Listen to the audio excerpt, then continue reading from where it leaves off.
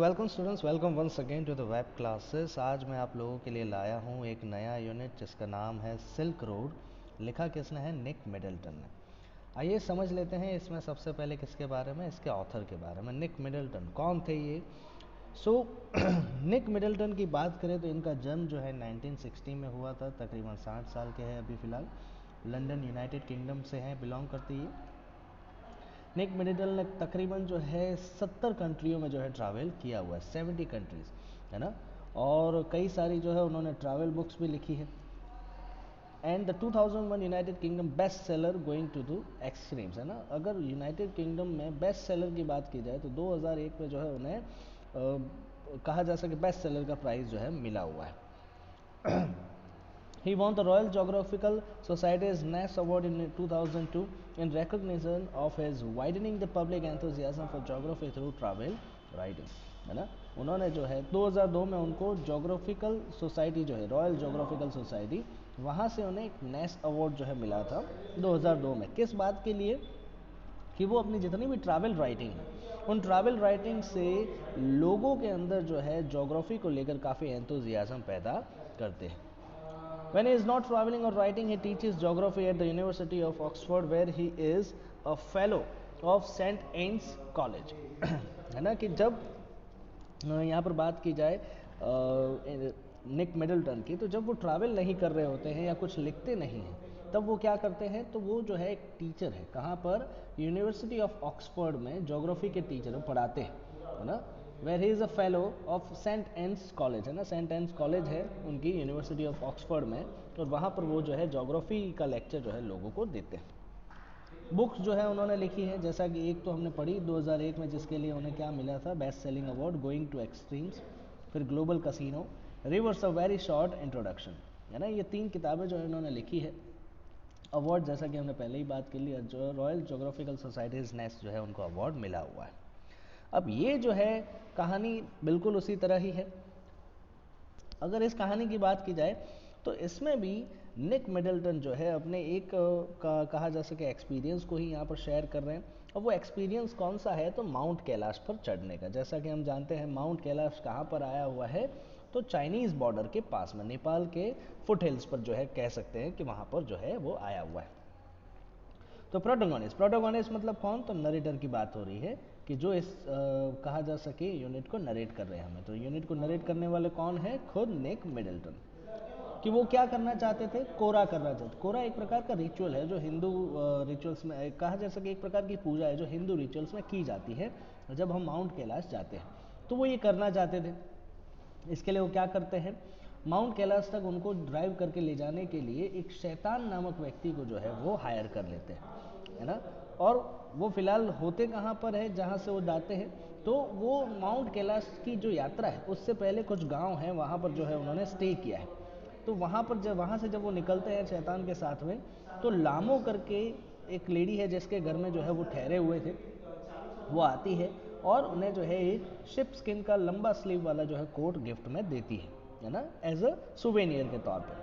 और साथ में शैतान तो एज अ ड्राइवर लिया गया है, डैनियल जो है वो क्या है? एज अ कंपेनियन लिया गया है। कहाँ तक? तो दार्चेन तक, है ना। दार्चेन तक का जो सफ़र है वो तय करने के लिए डैनियल को कंपेनियन बना के आगे बढ़ रहे हैं।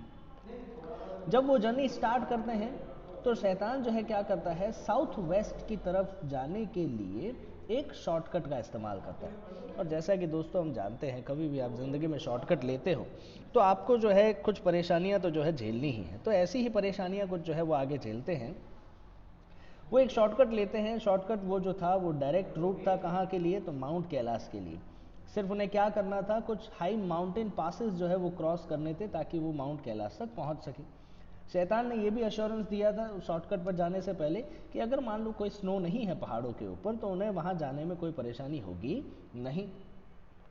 बहुत सारी चीज़ें जो है क्रॉस करते हैं, बहुत सारे कहा जा सके हर्ड ऑफ वाइल्ड एसिस जो है वहाँ पर दिखाई देती हैं उनको, गेजल्स दिखाई देते हैं, है ना। शेफर्ड जो है वो दिखाई देते हैं अपने जो कहा जा सके झुंड है प्राणियों के, उसको आगे ले जाते हुए। फिर आगे जब वो पहाड़ी पर पहुँचते हैं तो एक डार्क टेंट आते हैं, है ना। और वो डार्क टेंट किसके घर है? तो नोमाड्स के घर है ना। नोमाड जो कि एक प्रजाति है ना। तो वहाँ पर टिबेटियन मास्टिफ, टिबेटियन मास्टिफ कौन होता है? तो टिबेटियन मास्टिफ जो है एक प्रकार का डॉग है। उस डॉग को आप सर्च करना, काफ़ी खूंखार दिखता है। तो तिबेटियन मास्टिफ जो है वो कुत्ता वहाँ पर एज ए गार्ड जो है वो खड़ा होता है, और जैसे ही उनकी गाड़ी जो है उस टेंट के नज़दीक पहुँचती है तो वो जो डॉग है उनके पीछे दौड़ने लगता है ना। दौड़, जैसा कि मैंने आपको बताया, उसके लंबे लंबे दांत है, काफ़ी लंबे दांत है उसके, है ना। सो यहाँ पर आगे बढ़ते हैं, क्या होता है अब ये लोग जो है उसको क्रॉस करके, उस टेंट को, डार्क टेंट को क्रॉस करके वैली में एंटर करते हैं। तो जैसे ही वैली में एंटर करते हैं उनके सामने जो है बड़े बड़े जो है बर्फ़ से घिरे हुए माउंटेन उन्हें दिखाई देते हैं। उनके बीच में जो है क्या कह सकते हैं, रिवर्स जो है वो नदियाँ बह रही है, जो कि किससे ब्लॉक्ड है, आइस, बर्फ़ से ब्लॉक की हुई नदियाँ है, ऐसा कह सकते हैं, है ना। पहाड़ों से जब वो गुजर रहे थे तो क्या परेशानी आती है वहाँ पर, उनके टर्न जो है वो काफ़ी शार्प हो जाते हैं। जैसे मान लो ये सीधा रास्ता है तो काफ़ी शार्प टर्न जो है उनको लेकर जो है आगे इस तरह से बढ़ना रहता है ना। और ये जो रोड है, रोड बम्पियर हो जाता है। क्यों बम्पियर? क्योंकि कई बार जो है बीच में कहा जा सके उबड़ खाबड़ जो है रास्ते आते हैं। शैतान जो है उस टाइम पे 3rd गियर में ड्राइव कर रहा था। अब इतनी ऊंचाई पर वो पहुंच चुके हैं, तकरीबन 5210 मीटर की ऊंचाई, कहाँ से? समुद्र की सतह से। तो उस ऊंचाई पर जो है सीधी सी बात है, हवा का प्रेशर जो है वो काफ़ी ज़्यादा होगा, और जब हवा का प्रेशर होगा तो कानों पर प्रेशर आता है ना। तो उसको क्लियर करने के लिए ऑथर क्या करते हैं, तो अपने नोज़ को हेल्ड करके, जैसे स्नॉटिंग किया करते हैं हम, है ना, कई बार अपना नोज़ जो है क्लियर करते हैं, तो क्लियर करते हैं, है ना। पहली हर्डल जो यहाँ पर आती है जब वो पहुँचते हैं ऊपर, तो सबसे पहली हर्डल क्या है उनके सामने एक रोड है जो कि पूरा किससे कवर्ड है? स्नो से कवर्ड है। लेकिन उससे क्रॉस करने के लिए क्या किया जाएगा, तो उसको क्रॉस करने के लिए पास में धूल पड़ी हुई है, उस धूल को जो है बर्फ़ के ऊपर फेंक दिया जाता है, और फिर वहाँ से धीरे धीरे धीरे करके जो है उस रोड को क्रॉस किया जाता है। आगे उनकी जर्नी बढ़ती है, तब प्रोटोगोनिस्ट यानी कि जो ऑथर है उनका सिर जो है वो दर्द कर रहा है, अब क्योंकि काफ़ी ज़्यादा हाई प्रेशर पे जो है, सॉरी, एटमॉस्फेरिक प्रेशर जो है काफ़ी लो है, लेकिन काफ़ी ऊंचाई पर पहुंच चुके हैं वो लोग, है ना। तो उस सर दर्द को क्लियर करने के लिए क्या करते हैं, वो पानी पीते हैं। अभी भी जो है पहाड़ी ऊपर चढ़ते ही जा रहे हैं, अंत नहीं आ रहे पहाड़ी की चढ़ाई का।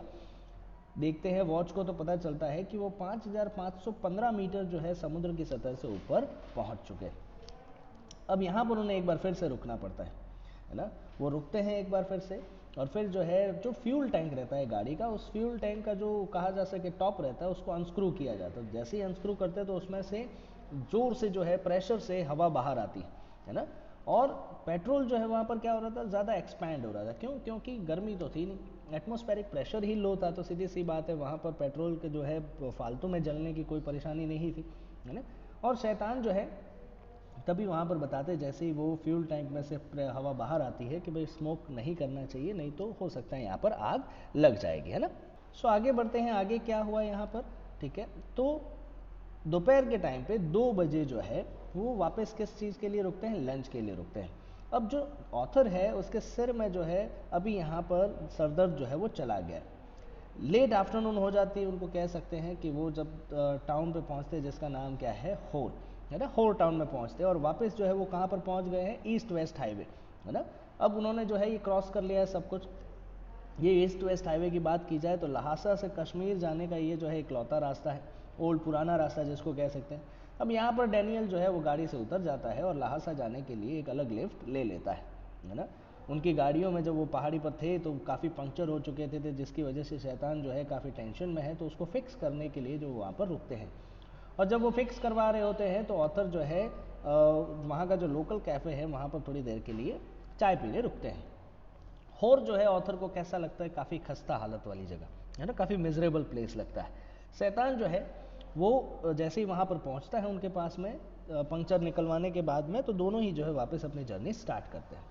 तकरीबन रात के 10:30 बज जाते हैं जब वो पहुँचते हैं कहाँ पर? दार्जिलिंग। और पूरी नाइट जो है उन्हें वहीं पर बितानी होती है।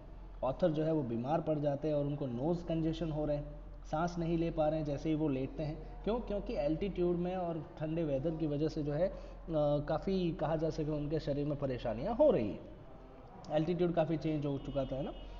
तो पूरी रात जो है उनको जागना पड़ता है। दूसरे दिन शैतान जो है उन्हें वहाँ के तिबेटियन कॉलेज में, उनको मेडिकल कॉलेज में जो लेकर जाते हैं, एक डॉक्टर को कंसल्ट करते हैं, और वहाँ पर जो है 5 दिन का एक मेडिकल कोर्स जो है उनको दिया जाता है ब्राउन एनवेलप में, है ना। सो आगे क्या हुआ, एक 5 दिन का मेडिकल कोर्स दिया, तो 5 दिन का मेडिकल कोर्स जो है वो पूरा करते हैं, फुल डे मेडिकल मेडिसिन जो है वो लेते हैं। प्रोटोगोनिस्ट मतलब ऑथर को जो है काफ़ी अच्छा लगता है। अब यहाँ पर जैसे उनको शैतान को अश्योर होता है कि भाई ऑथर की जो हालत हेल्थ कंडीशन वो ठीक हो चुकी है, तो वो जो है उन्हें छोड़कर जो है आगे बढ़ने की बात करता है, आगे चला जाता है शैतान। और ऑथर जो है वो दार्चेन में अकेले हैं, ठीक है। दार्चेन में जो है एक जनरल स्टोर है जहाँ से जो चाइनीज़ सिगारेट, सोप मिलते हैं और बहुत सारी अलग अलग चीज़ें भी अवेलेबल है। दोपहर के टाइम पे जो है लोग वहाँ पर इकट्ठा होते हैं ताकि लोग जो है पूल टेबल खेल सके, है ना। औरतें जो हैं वो वहाँ के जो नैरो स्ट्रीम है वहाँ पर जो एक छोटा सा झरना है उसमें अपने बाल धोती हैं। दार्चेन में एक ही तकलीफ है कि उस टाइम पे जो है कोई पिलग्रिम आया नहीं था, है ना।